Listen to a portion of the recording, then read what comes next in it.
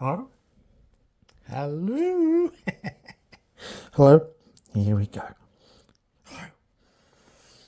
Excuse me for a second. Be right with you.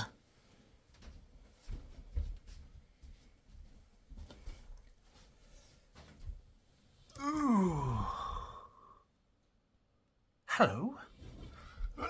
Let's get it right.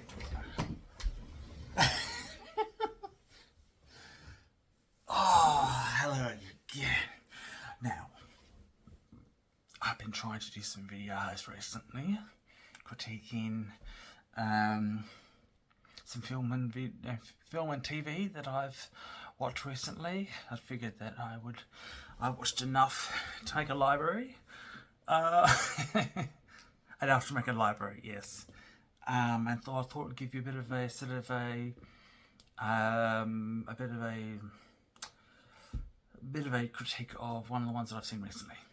So, one of the ones I've seen recently. I'll learn to speak properly. One of the ones that I've learned to speak, I've watched recently, was Jurassic Park Rebirth. Now, Jurassic Park Rebirth, it's a good storyline. It stars Scarlett Johansson. It stars Marshala something. Forget his last name, but he's a phenomenal actor.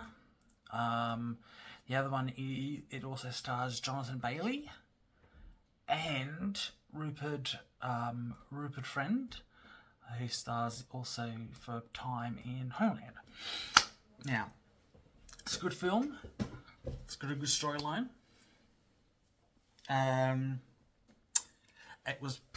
did pretty good at the box office. It had a big budget, but it did. I think it was about $700 or $800 at the box office. It was $150 to $200 budget, roughly. Now, for me, I've always preferred the first and second original ones in the series. I always go for the first one, Jurassic 1, with Laura Dern, Sam Neill and Jeff Goldblum. That one and the second one will always be my top ones. This one, Rebirth, it will have some solid action sequences, solid cast. There's a lot has transpired in the last 20 years, 30 years, more like 30 years, in terms of CGI, in terms of computer generation, and getting away with a lot of action. So the peril was there, the drama was there, the action was there. It was a good watch. It was adventurous. It was kept you on the edge of your seat. Quite frankly, I would give it about a 7. Higher for the sort of the action, the peril, that sort of thing. The dinosaurs were very because of CGI and computer generation was realistic. That being said, I do prefer the original, because the original was didn't so much rely on CGI. Obviously, it did because of the practicality of it and the computer generation. But I do think that there was something original. There was something like it was incredible. Like it was this just newfound way of making dinosaurs, practical effects and that sort of stuff. But yeah, it's a good film.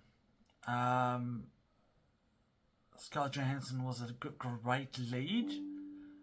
Pardon, that's just a notification. Anyway, and Jonathan Bailey, awesome. And I don't know, it kind of Ripford Friend was great. I don't know him fully. Like he was the you could almost say he was the antagonist, but he was the antagonist in he was misguided. I'll just give too much away. But yeah. So it's a good film. If you want a good film to watch, adventurous peril, I would say a 7 out of 10. And like, I don't know if there'll be another one. There might be, but I do think that sometimes I just feel sometimes like recycling.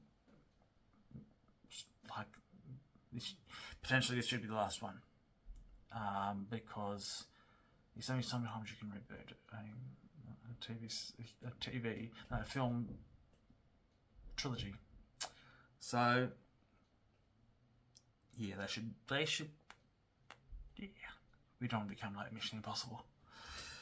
Anyway, so give it a watch. It's a good watch if you just want sort of like a chilled sort of night with popcorn and a family, depending on the family, in terms of the kids and that sort of stuff. If you want to watch it with your kids, it's a bit sort of intense at times, but it's a good story.